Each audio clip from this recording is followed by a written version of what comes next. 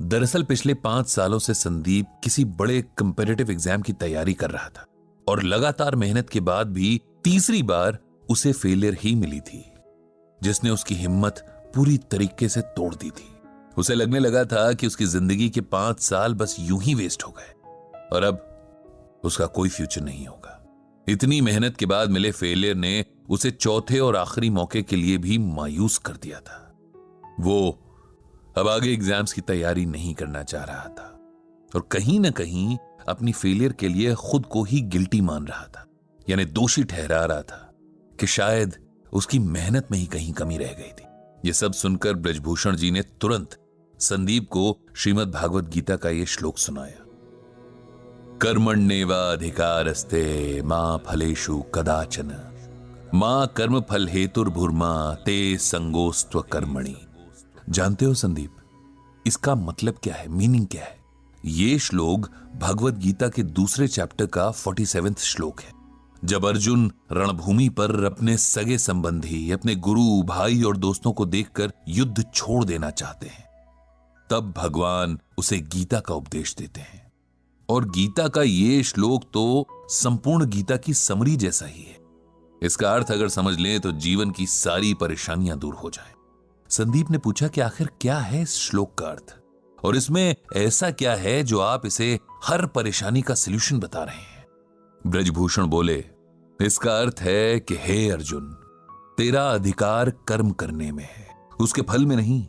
तू कर्म के फल के प्रति आसक्त ना हो या कर्म न करने के प्रति प्रेरित ना हो। सिंपल वर्ड्स में कहें तो हम में से हर कोई कुछ भी करने से पहले उस काम के रिजल्ट के बारे में सोचता है। जैसे बच्चे पढ़ाई शुरू करने से पहले फर्स्ट आने की विश करते हैं। बिजनेसमैन दिन की शुरुआत में ही शाम तक मटेरियल पूरी तरीके से यूज हो जाने की विश करता है। इंजीनियर नक्शा बनाने से पहले ही कोई मास्टरपीस बनाने की ख्वाहिश रखता है। हाउसवाइफ सब्जी काटने से पहले ही सोचती है कि आज का खाना खाकर तो उसका परिवार उसकी तारीफ करेगा। हर कोई अपने हर काम से अच्छे फल की उम्मीद करता है, जबकि हमारे हाथ में सिर्फ और सिर्फ अपना काम करना है।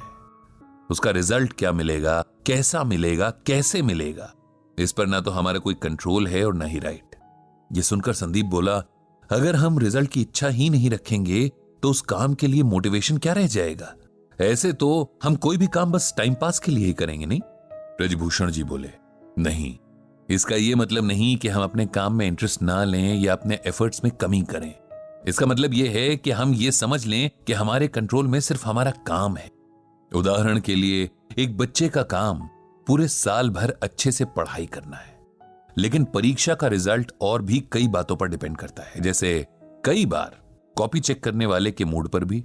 ऐसे में यदि नंबर उस बच्चे की एक्सपेक्टेशन से कम आ जाते हैं तो उसे ना तो अपनी एबिलिटी पर शक करना है, न ही आगे मेहनत करने में कोताही करनी है। हमें हर हाल में अपना बेस्ट देना है। उसके बाद क्या होता है ये ईश्वर पर छोड़ देना है।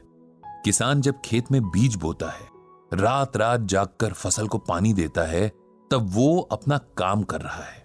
लेकिन अगर सूखा पड़ जाए या उसकी फसल को कोई बीमारी लग जाए, तब किसान को अपने आप को इसकी वजह नहीं समझना चाहिए, क्योंकि ये बात उसके कंट्रोल में नहीं थी। जीवन में बहुत कुछ ऐसा है जिस पर हमारा कोई वश नहीं है, लेकिन खुद पर और अपने कर्म पर हमारा पूरा वश है। इसीलिए उसमें कमी नहीं रहनी चाहिए। जब हम इस बात को समझ लेंगे तो जीवन की छोटी बड़ी बातों में हौसला नहीं हारेंगे, खुद पर विश्वास रखेंगे और हमेशा अपना सर्वश्रेष्ठ देने के लिए तैयार रहेंगे। ब्रजभूषण जी की बातों ने संदीप पर जादू जैसा असर किया। उसने मन ही मन एक बार फिर पूरा जोर लगाकर परीक्षा की तैयारी करने का फैसला कर लिया था। कुछ दिन बाद जब ब्रजभूषण जी के ऑफिस में कंप्यूटर ट्रेनिंग पूरी हुई और सिखाने वाली टीम को विदा किया जा रहा था, तब संदीप ने सबको इकट्ठा किया और कहा, हम सबको हमेशा कुछ न कुछ सीखने के लिए तैयार रहना चाहिए। टीचर कहीं भी किसी भी रूप में मिल सकते हैं और हो सकता है कोई ऐसा टीचर मिल जाए जो लाइफ के लिए आपका एटीट्यूड ही बदल दे। मुझे भी यहां एक गुरु मिले जिन्हें जीवन का बहुत एक्सपीरियंस है और इस अनुभव को बांटना भी आता है।